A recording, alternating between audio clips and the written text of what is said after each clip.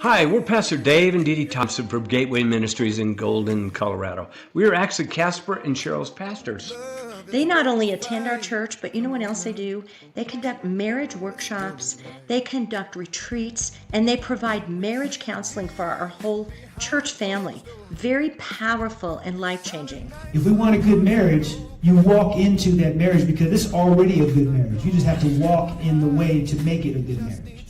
It's almost as simple as that. The thing that complicates it is us. But we're the complication, not God, not Jesus. They got it all figured out. We win. Skip to the end of the book. We win. If you skip to the end of your marriage book, you win. The only way you don't win is if you put yourself in the middle of it. But if you get yourself out of it and put God and Jesus in it, it's over. You win. You don't need to mad. You don't need to fuss. You don't need to fight. Jesus sees, hears, and knows all things. And he knows whatever trigger, whatever brokenness is happening in your spouse that may be hindering them. He knows when the enemy is influencing them to stumble, causing your spouse to stumble. He knows all that. So when you speak life instead of death, you will get the result of life instead of death. We just got back from a couple of weeks ago filming and appearing on their TV show for season 2, Winning with Love. Wow. Their TV studios are in Dallas, Texas. And what phenomenal facilities. They're just tremendous. Tune in and watch their TV show and make sure to have them host a marriage retreat or seminar at your church.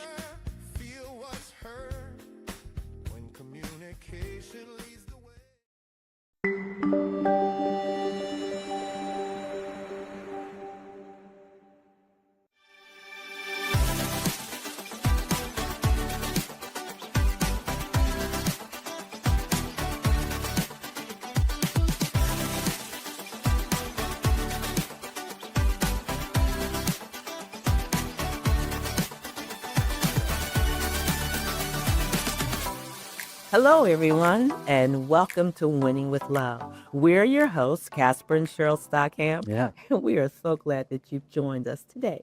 Yes, it's good to be back in studio. It is good to be back in the studio. Yeah, it's our anniversary weekend. It is. We've been married as of the 28th of September, 23 years. Yes, it's gone by fast. It has gone by fast. Yeah, yeah. You know, when we were dating for those brief seconds that we dated, Yeah.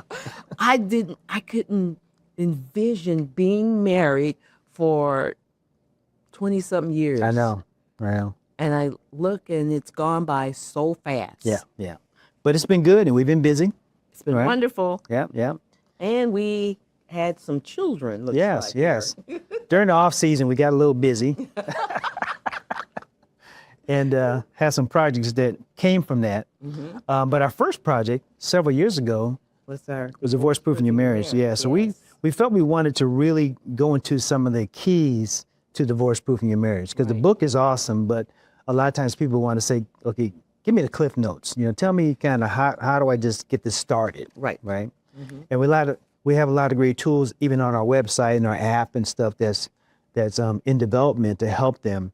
But we wanted to give them some keys to divorce proof in your marriage. Right.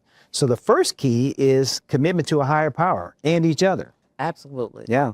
I mean, for those of you who are believers and Jesus is the Lord of your life, right, it is imperative that he be the center, that he is the knitting. He knits you together for that marriage or for that relationship. Yeah. A lot of couples we talk to, even Christian couples, we ask them, so where is God in your marriage right now? Right. And they can't really tell us. Right. And that's the problem. Because they haven't committed to God or a higher power and each other. And you know what happens? Some couples start out with that, but life, distractions, works of the enemy. Yeah. Children and careers. The bills, yes, all of that get in the way, and they find themselves going further and further apart. Yeah. So it is imperative that Jesus is the center of your marriage. He is the center of your relationship. And you don't want to take your eyes off of him. Yeah. I think one of the things that helped me early on in our marriage is that we were not unequally yoked, but we were kind of like in different spaces with the, with our spiritual walk, but praying together, right? Starting to focus in on that goal, that common goal. So, yeah. Right, and never losing sight of the fact that Jesus is the center. Yeah. Yeah. And keep him there. And then also fasting. Fasting and prayer. Yeah. Now you were a faster. You like to fast. And every time you said you're going to fast, I said, okay, well, good luck with that. Have a good time. Let me know when you're done. But I got really fascinated with fasting because you were very wise, and instead of scolding me about it, you want to listen to this. Check this out. And you slid Dr. Miles Monroe my way. And that brother, when he started talking about fasting, I was like, man, I can't wait. When you fasting again? Because I wanted to join. To do this. And we got to do this like now. So I'm really into fasting now just as much as you are now because of Dr. Miles Monroe. Right? Yes. And fasting together and praying together, those two combinations really bring couples together. And when you're praying, you're not praying for your spouse to be, You're not necessarily praying for your spouse to stop doing whatever he or she's doing. Right. Or praying that they make you happy in their choices or their decisions. Right. But you're praying God's will for their lives. Right. And you have to really kind of look and see them through God's eyes. Yeah. And then begin to pray from the heart of God concerning them. Right. And then once you do that, God can move. You don't want to be praying selfishly. Right. And if there's a situation where it's hurtful, then you just go to God and say, God, I'm hurting. I need healing. Right. As opposed to God, I'm hurting. Make him stop. Yeah, stop. Exactly. And understand that if you're in an abusive relationship, then get help. Yeah, you definitely need help. Yeah, for sure. And so then the next thing next key that we implemented that we learned was remember your why. And the plan. Yeah. Why did you guys get married in the first place? Right? In the beginning, there was all googly-eyed and, just you wanted to do everything they were doing. Even if you didn't like it, you wanted to do it. Right? You wanted to be around them and they wanted to be around you. Correct. So you need to bring that back and remember why you guys were first drawn to each other. Correct. And why you got together in the first place. Right. Yeah. And if you're right now single or engaged, then you need to discover your why. Why are you getting married? Right. Once again, and your plan. Couples get into relationships and marriages with no plan. No, they don't have a plan, and then the kids show up, and then the plan is the kids. And then, the bills show up, and the plan is we got to pay the bills. And then the career shows up, and he runs off to do his career. She runs off to do her career, and the kids are sitting there going, well, pass the Kraft macaroni and cheese. Yeah. That's all we're getting today. Mom and dad She's are busy. over here, he's over there. Yeah. And then couples grow apart over time. They do. Right? Because of all the things we just mentioned, and they wind up growing apart. And then when the kids are gone, then they look at each other and like, I don't even know why I'm here. Yeah, who are you? Who are you? Right. So we gotta go back to the basis, go back to the beginning of why you guys got together in the first place, and start to build upon that. Right. Sometimes the hobbies have changed or whatever, but you got to find commonality. What do you guys like to do together? After 18 years helping couples, we discovered the one secret that saves marriages: a God-centered community. MVP Love Hub, a free place to grow together. Start free today. And be intentional. Be very intentional about it. Yeah. And so the next one is remember is to manage your expectations, because we all have expectations, but expectations that your spouse is unaware of, that you have not shared, or expectations that are unreasonable, unrealistic, unrealistic. Yes, that now we got a problem. You need to be able to communicate and share that, and really you should share it early on, like when you're dating. Dating. Yes. Yeah, don't have to.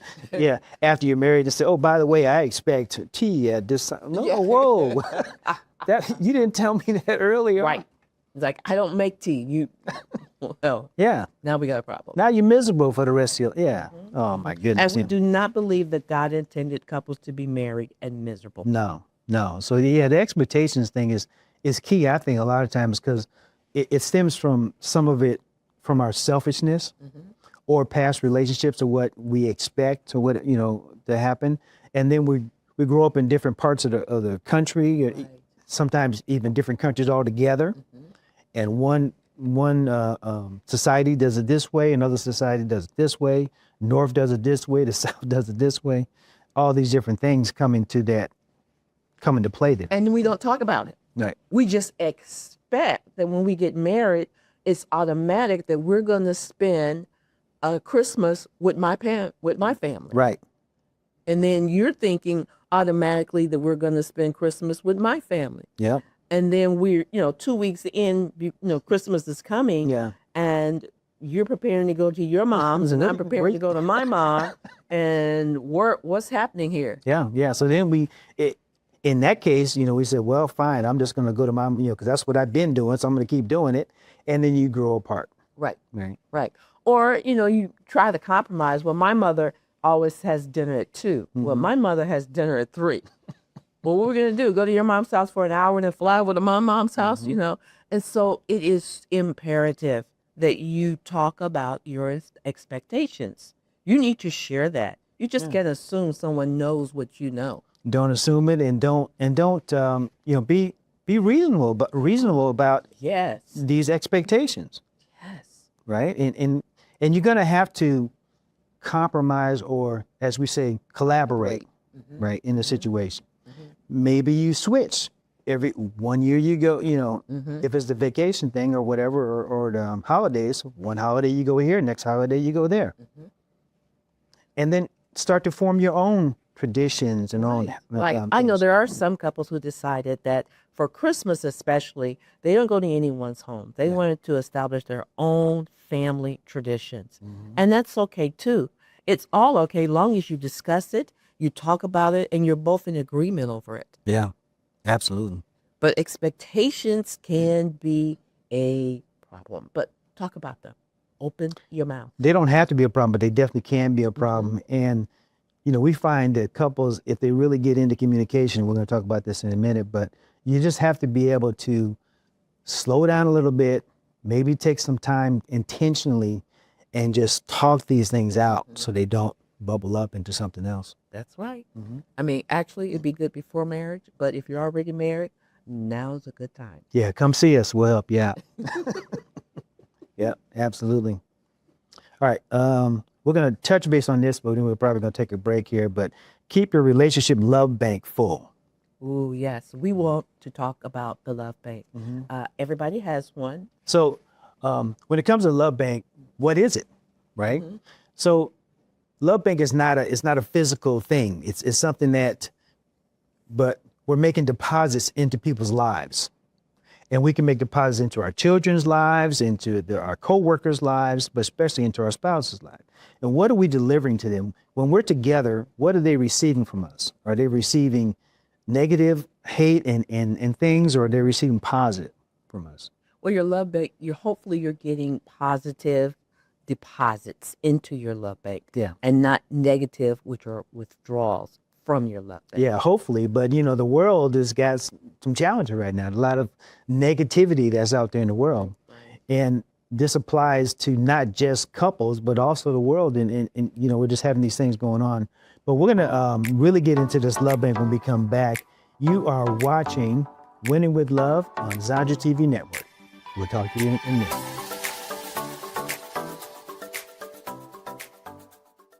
This isn't just a USB. It's a marriage upgrade. Training videos, podcasts, live love talks, communication tools, ebooks, everything you need to build the love you deserve. Mini MVP Love Hub, $59.95. IAM lovebuilders.net. Your love deserves the best. You deserve MVP Premier. Transform your relationship with our exclusive 5-day immersive experience for only 8 couples a year. Luxury travel, stunning resorts, gourmet dining, and a lifetime of support await you. Reimagine your relationship. Apply now at mvppremier.com. Hello, everyone, and welcome back to Winning with Love with your hosts, Casper and Cheryl Stockham. We are having a great time here today, and I hope you're getting something from this as we are right now talking about expectations and The love bank. The love bank. Yeah. So what is this love bank? So again, the love bank, we all have it. Yes, we do. Right? As couples, we are making deposits, positive or negative deposits into our spouse's love bank, our children's love bank, our friends, our coworkers, the world. We're making deposits into the world's love bank. Yes. Right? And those things that we give to the world, those love things need to be positive. Correct. Need to be deposited positively. One of the stories I like to tell when it comes to the love bank is a young person growing up in the inner city, and they're growing up in a single parent home, right? And their parent is working, whether it's a mom or dad, they're working all the time, and the kid is kind of on his or her own, right? And they're trying to do the right thing. They're going back and forth to school, but they want some new sneakers. And they go to the parent and say, "Mom, you know, I want some new sneakers." And the mom is like, We are not paying $207 for no sneakers. I'm not going to do it, right? So as a young person is out in the community, and the gang members see the young person, and they're in recruitment mode, and the young person said, "Yeah, you know, I wanted these sneakers, but my mom can't afford it." And the gang member says, "Don't worry about it. We got you. We'll take care of those." So the gang member buys the sneakers for the young person. The young person's all excited, comes home. "Mom, look, I got some new sneakers." And said, "Boy, what? No, we are not doing. Take them sneakers off. Take them back. Get them out of my house." So he goes back to the gang member, all down and out. The gang member says, "Young blood, don't even worry about it. We're going to get you 2 pairs of sneakers, and we're going to have them right here at the clubhouse. So anytime you want to strut down the street in those fancy sneakers, don't worry about it. Just come on to the clubhouse where we hang out, put on your sneakers, and now you're out in the community." And that's how they start to bring them in, because the gang members, the leaders, know how to deposit into the love bank of that youth by buying them stuff. That's how they do it. And then once the youth is hooked, then they say, "Hey, can you run this over to so-and-so down the street over?" "Oh, yeah, I'll take it down there." And the next thing you know, they're running here and there, and they're taking packages, and the packages are getting bigger and more expensive, and drugs and money and all the stuff's going on. The young person has no idea what's going on. They're just trying to help. Right? So yeah, that's how the gang members get into our young people's lives, is through this whole concept of making positive deposits, even though it's for, ill-gotten gain. Yeah, exactly. But they understand the concept. We need to understand the concept in our children. So positivity into their lives. Into their lives. Because the love bank is filled with either withdrawals or deposits. Yeah. So when you're associating with people on your job, your spouse, are you making positive? Are you making with deposits? Or are you making withdrawals? Right. The thing is, the more deposits you make, the more of a bond, the stronger that relationship with that person becomes. Yeah. Because you feel like you're on the same plane now. Right. It's you and me, and you're making those positive deposits. Yeah. And you start to feel good, and you see productivities going on. But then there's the withdrawals. Yeah. And the withdrawals is negativity. Yeah. And they're Good. they're like negative comments. They're, "Well, why didn't you do this?" Yeah. "Well, I thought you were going to do that." "Well, what you got that on for?" Yeah. Where are you going? Yeah. It's those things that kind of stab you. Yeah. And the more you hear of those, the less and less excited you are about that relationship. Yeah. And it happens a lot, especially with abusive situations. Yeah, yeah. I know in my former life, I call it BC, before Cheryl, I didn't want to go home, right? Because of that. It's just so much negativity. I said, it's better for me to just stay out of that environment altogether. And that's not good. Home is sanctuary. Right. You should be running home, right? But at the end of the day, with all the stuff going on in the world, you should want to go home. Right. And if you don't, there's a huge problem there that needs to be addressed. But a lot of people, the way that they address it is just get a divorce and move on to the next problem because they haven't solved the first problem. Right, right. And on that lines, I was fortunately in a wonderful women's conference the other day. And a lot of the women there were sharing from their heart, their brokenness, the things that they've gone through, the pain that they've endured. And one of the things that a couple of the ladies talked about was being in an abusive relationship where there's nothing but, as we say in here with the Love Bank, not deposits, but just withdrawals, negative withdrawals, constantly being removed from them. Right. Their dignity, their value, their joy, their identity, Their self-worth. peace, their self-worth. And what happened would be once that marriage would end, and then they would go into a new marriage. Yeah. And maybe this time they had a good spouse. Right.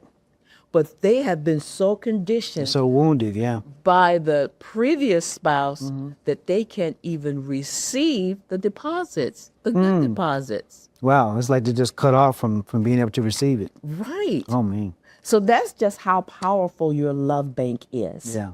Your love bank is the core of your being because the whole Word of God talks about love. And love, God says above all, anything else, love. Faith works with love. Right. Everything works with love. Right. And so love is imperative. So you want to make positive deposits into your spouse's love bank. That's good. That's good. Another key is learning relationship danger signs. Ooh. Yeah. Oh my. They say, well, what danger? What are you talking about danger signs? There are signs in any relationship that it's not going well. Right. We all know it, and we just kind of ignore it. And, just like we've talked about with the love bank, we're not getting positive deposits into our love bank, loving deposits. That's a danger sign. Yes. Right. And then negative interpretations. How are you interpreting those things as they're coming in? To your point earlier, the person isn't able to receive it because even though it's love, Right. they're so hurt and wounded they can't even receive it. Can't Now. even receive the love. Man. And that's a lot of that is going on out there. Yeah. Where people are so hurt and so wounded and their lives have been so destroyed, by tragedy, by addictions, rape, trauma, drama. They can't receive the love. Yeah. They want love. Right. We all want love and want to be loved. Just can't receive it. But can't receive it. Yeah. We call these also red flags.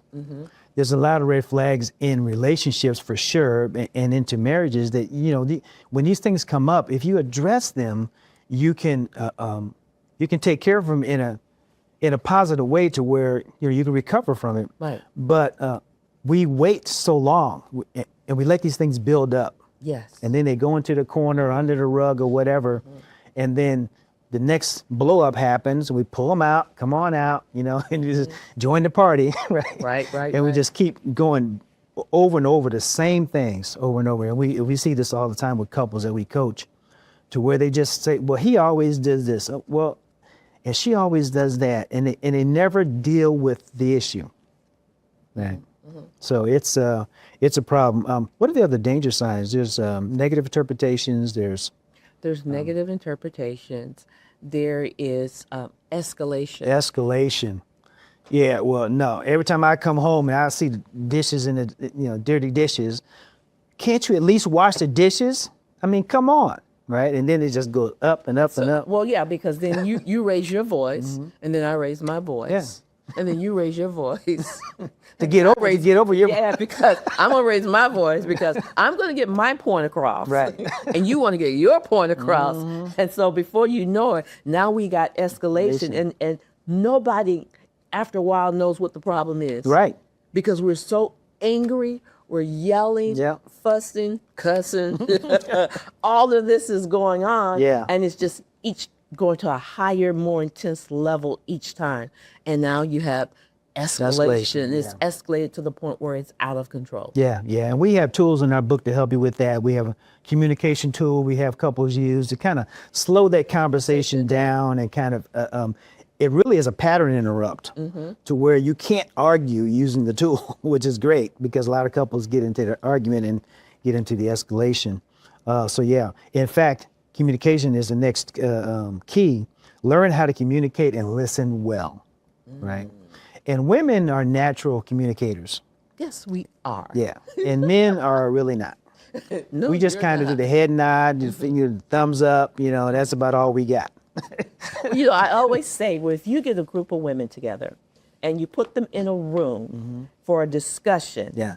at the end of the meeting, you say, what happened? I'll be like, oh my gosh, God came in, we cried, we laughed, we joked, we had a good time, we shared. And then you put men in a room together at a conference and you say, well, what happened at your conference? What did you all talk about? It was good. It was off the chain. Okay, well, what did you talk about? I'm not really sure, but I know it was good. Well, who were the speakers? The one guy, he was pretty good. He's traveled the world and stuff. Well, what did he talk about? Good stuff. It was really good. Yeah, yeah. So that's about all we got. So we have to be better at it, is what we're saying. Got to be a lot better. So when we come back, we've got one more of the 7 keys we're going to cover. Then we have some other stuff we want to cover with you as well. We're just excited that you guys are with us. We're having a good time, as you can tell. You are watching Winning with Love with Casper and Cheryl Stockham. We'll be right back after these messages.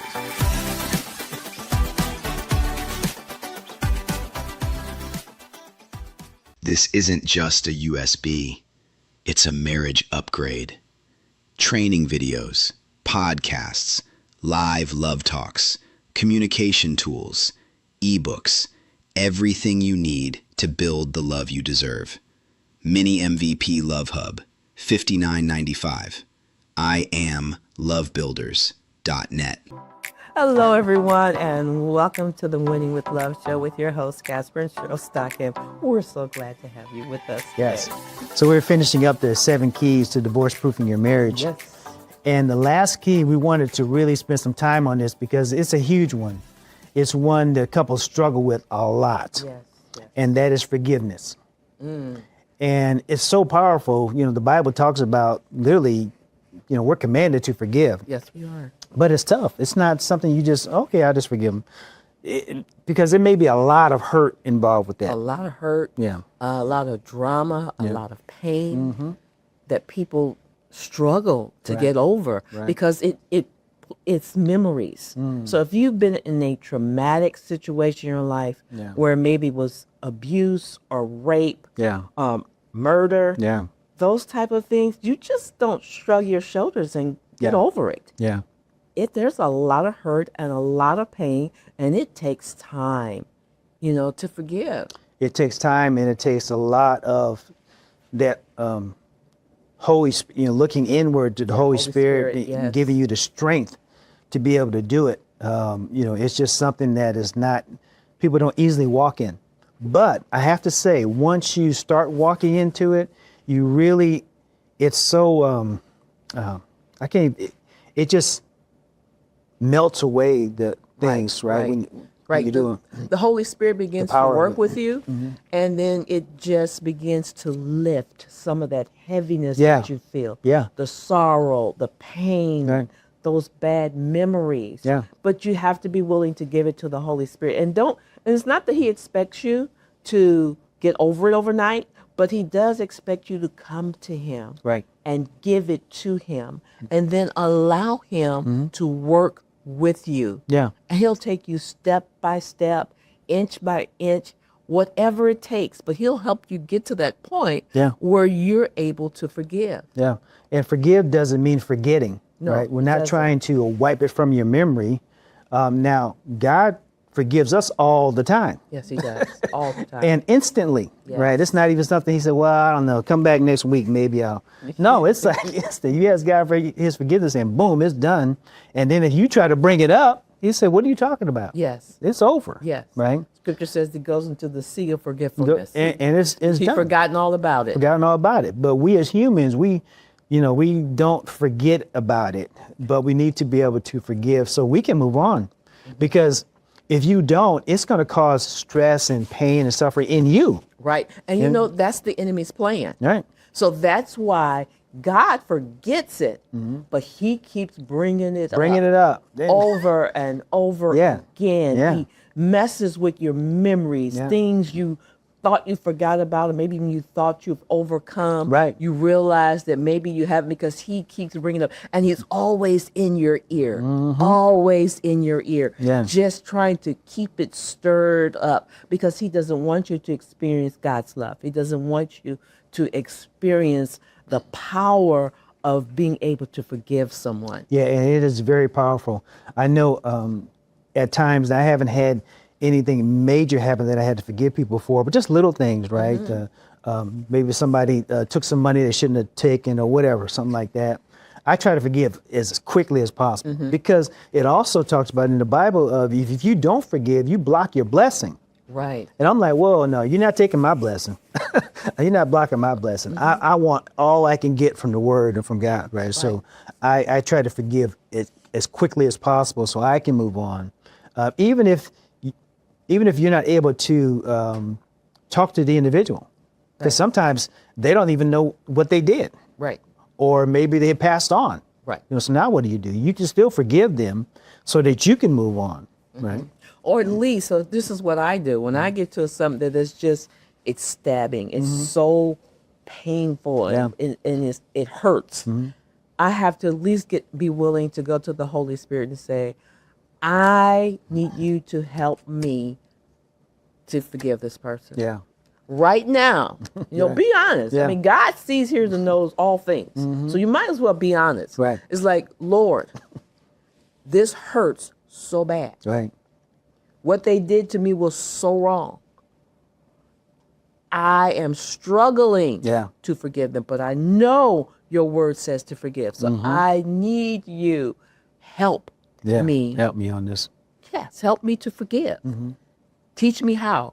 Walk me through it. Yeah. And as long as you're willing, he's willing. He is willing. And so don't slouch on any of these keys to divorce-proofing your marriage. And forgiveness is the most powerful one on the list, really, because if you can get that, if you get a handle on forgiveness, the rest of them will start to fall into place. Right. Right. Right. So forgiveness depends on the degree, and the intensity will depend on your level of faith. And faith works by love. So it's like, Lord, I need to forgive and I need to love. So help me. And he will help you get through it. And once you get through all of that junk in you, then it helps you to be more intentional in your marriage. Yes. But there's one case of forgiveness that just recently happened, with the murder of Charlie Kirk.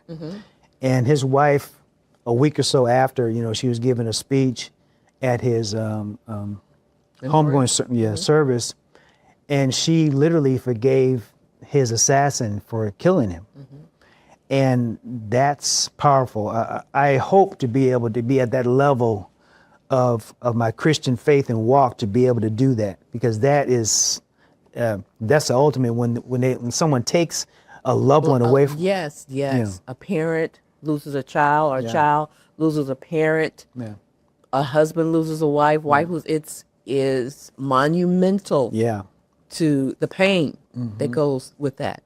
So forgiveness is key. But you have to be intentional.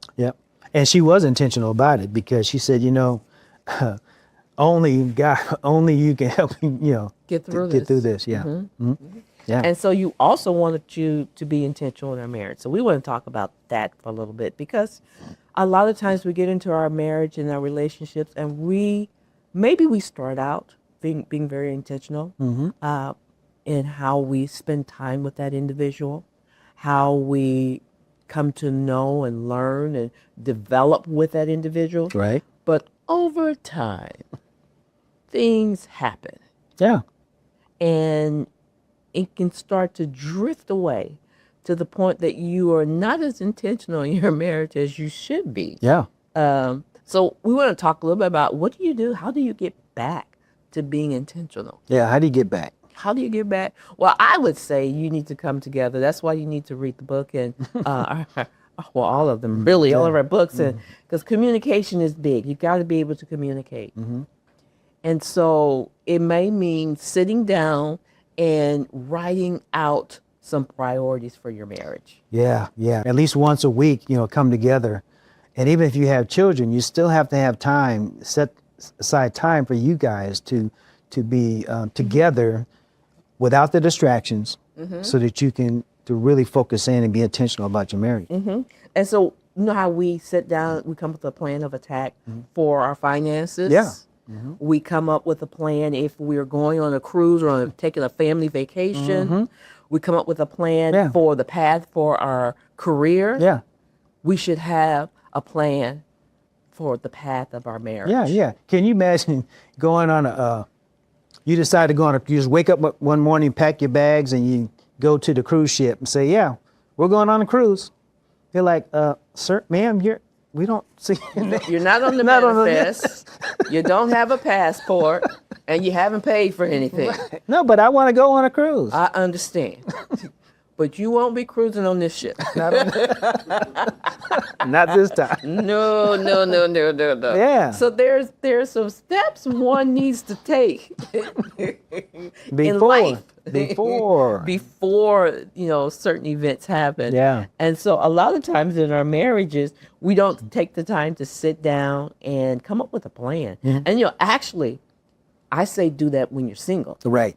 If you're engaged, you need to sit down and come up with a plan. Now, be flexible because even the best laid plans don't always come together. We know that. But you should at least have one. Yes.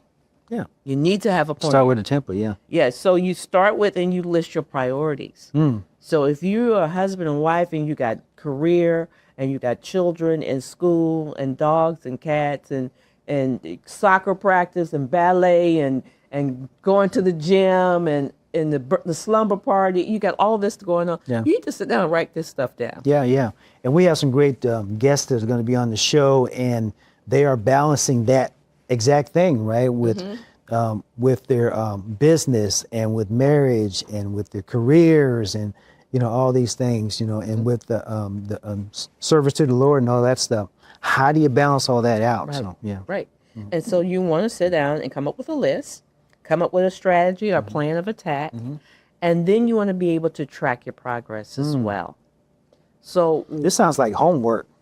Well, it's not just homework. It is homework, but it's also life work. Oh, okay. That is valuable to your relationships, your relationship growing and prospering and thriving. So yes, you have to write it down. Come up with a plan, come up with a strategy, and then ask the Holy Spirit to help you. Yeah, write it down and make it plain. Yes, so that you don't have to do it all by yourself. Nice. You can ask the Holy Spirit, and He'll step right in there and help you. All right, very good. You are watching Winning with Love with Casper and Cheryl, and we'll be right back in just a moment. This is the brief on IAM Love Builders. Founded by broadcasters Casper and Cheryl Stockham, this Denver group is pitching a massive vision to literally stop divorce before it even starts. First, let's talk about the stakes. Their mission is explicitly about divorce-proofing marriages. While they serve absolutely everyone, they make a super practical financial pitch to high net worth earners. Saving your marriage is millions of dollars cheaper than a messy divorce settlement. They're using over 18 years of hands-on coaching experience to catch these relationship breakdowns way before they ever hit the courtroom. Second, they've built a massive support ecosystem. To execute that mission, they offer a multi-channel platform called the Love Hub. Now, this includes podcasts, workshops, and TV shows, but the real core is the active mentoring. They personally connect couples with mentors both online and offline, ensuring folks have a real community backing them up rather than just struggling in isolation. Finally, this vision scales far beyond the digital world. They've mapped out a seriously ambitious 3-phase plan for IAM Love Builders International. It starts with a media training center and eventually expands into a physical kingdom ranch. Basically, it's a massive faith-based campus, complete with conference centers and residential housing. Ultimately, this is a roadmap for relationship health that starts with community tools today and aims to build a literal city dedicated to marriage tomorrow.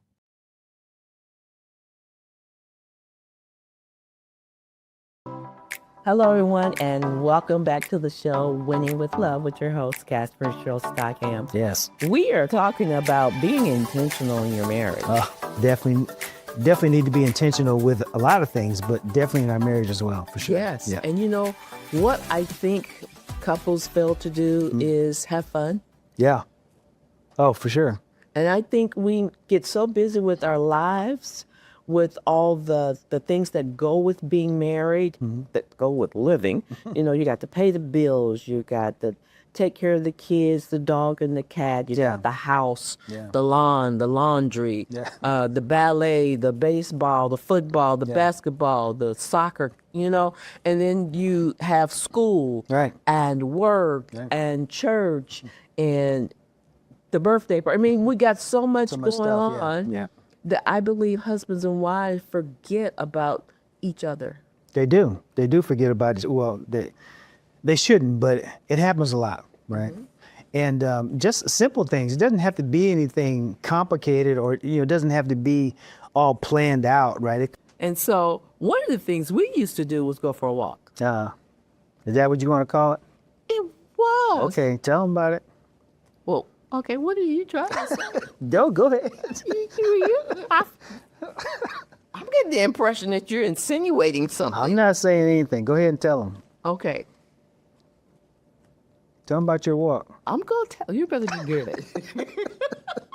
So, right behind when we were single, before we married, behind my apartment complex was a park. And Casper and I would go to that park almost every day and walk around, and we would talk, and I would ask him questions. It was my opportunity, or I believe our opportunity, to get to know one another. Yeah, and for you to get to know what was wrong with me. No, it wasn't that I was getting to know what was wrong with you. I was just trying to make sure that whatever it wasn't going to affect you.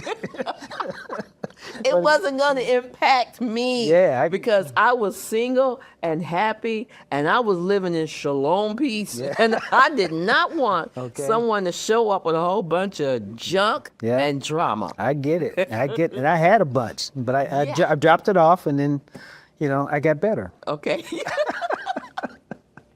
But, that's what it takes, though. You need to spend time with each other. Yeah. And talk to each other. And that's some of the things we talk about in our book. We kind of give some ideas as to what to do to help you get to know the person you plan on spending the rest of your life with, or the person you are spending your rest of your life with. I mean, outside of the career. Right. Outside of the children. Outside of, church. Sure. Be you. And sometimes we forget how to be us. We forget who we are. Yeah, we do. And so it's imperative that you take that time and go in for a walk and have some fun in your marriage. So how can they have fun? Like what? Well, going for a walk in the park is free. Okay. That's one thing. But another thing one can do is have a set scheduled date night. Date nights. Yeah. Fun nights. Fun nights. Yeah. Do we just and when you go out, you want to go out with the intention of just being with each other, not going out and then talk about the kids. Correct. Or talk about the career or whatever. You're just going out and just being with each other, just being in the moment. Correct. Right. And I know that's kind of hard to do, because most couples, when they do get together, the first thing they talk about is the children, or the bills, or the schedule. Yeah. Because some of our schedules are crazy. Right. But that's one of the things we coach couples on, is when you go out on your date night, you don't talk about the kids. You don't talk about money. Right. You don't talk about the dog. You don't talk about schedules. Right. You are to talk about the two of you. Yeah, and it's important to actually in my opinion, it's important to put it on the calendar. Yes. Right? It's going to be a scheduled time.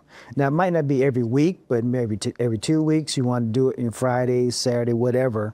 But get it on the calendar so it's fixed into your schedule. Right. Right? And it might be just sometimes as simple as going and have a cup of coffee Yeah. or just going out to lunch or dinner. But it could be as intense as going on a field trip together, Right, you know, right. going to the museum or going hiking or going away for the weekend. Yeah. It could be as simple or as big and broad as you would want it to be.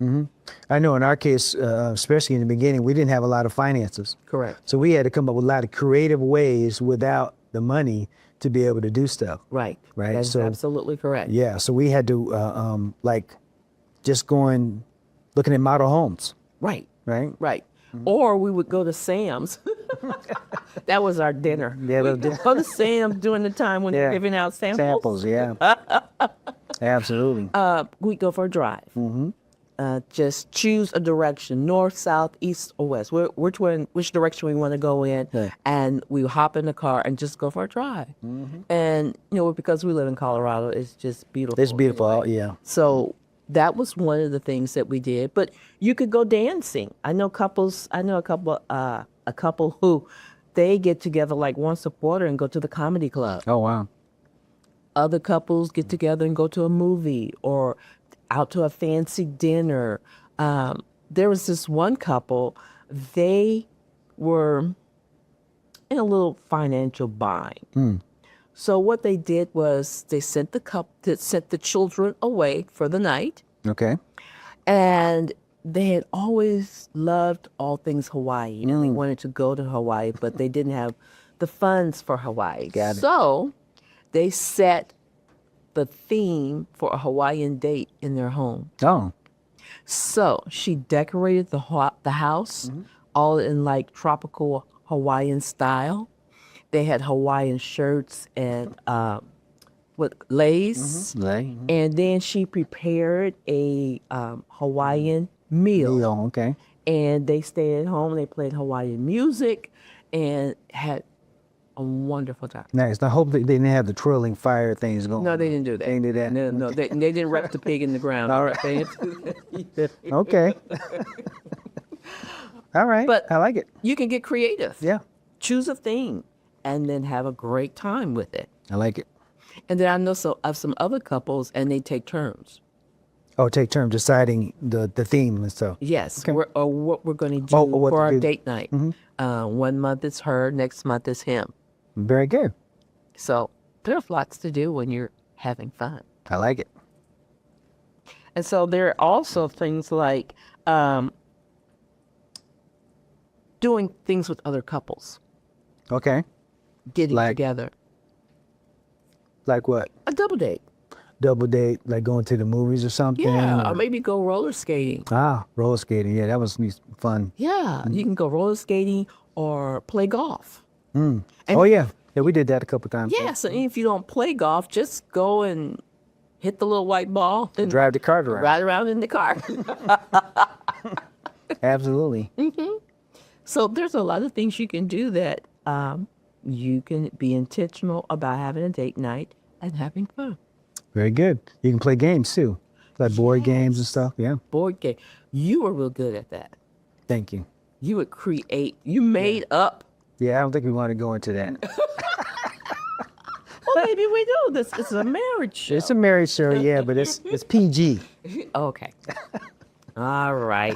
But yeah, so Casper, one year made up a game, and it was a lot of fun. And it was not PG. That's why we can't talk about it. But there's all kinds of fun things you can do. Yeah. What else? I don't know. What's on your list? Let's see here. We talked about, how about going on a trip, but more of a retreat or a conference, going somewhere that will help enhance your marriage, like a marriage retreat, marriage conference, learn some more new tips and hacks about how the two of you can communicate better. Yeah. I think a lot of couples don't even think about doing that, intentionally going on a marriage retreat or attending a workshop. A lot of times we talk to couples and they think that, they've been married for 12 years, 13 years. No, it's fine. We're fine. But if you get the spouse separate, him or her, and they're saying, well, it's not really fine, but it's okay. Yes. It doesn't need to be, your marriage doesn't need to be okay. You need to be excited about your marriage, just like you're excited about sports or excited about a new career or excited about a new car or whatever. You need to be that excited about your marriage. Yes, you should. Yeah. And you should be excited about doing things to help enhance it. Yeah. I mean, we do things for our career. Right. We go to school and we get an undergrad degree, then we go back and we get a master's. And Right. we go back and we get all these different certificates and we take this class and that class to sharpen our skill in whatever our career is. Yeah.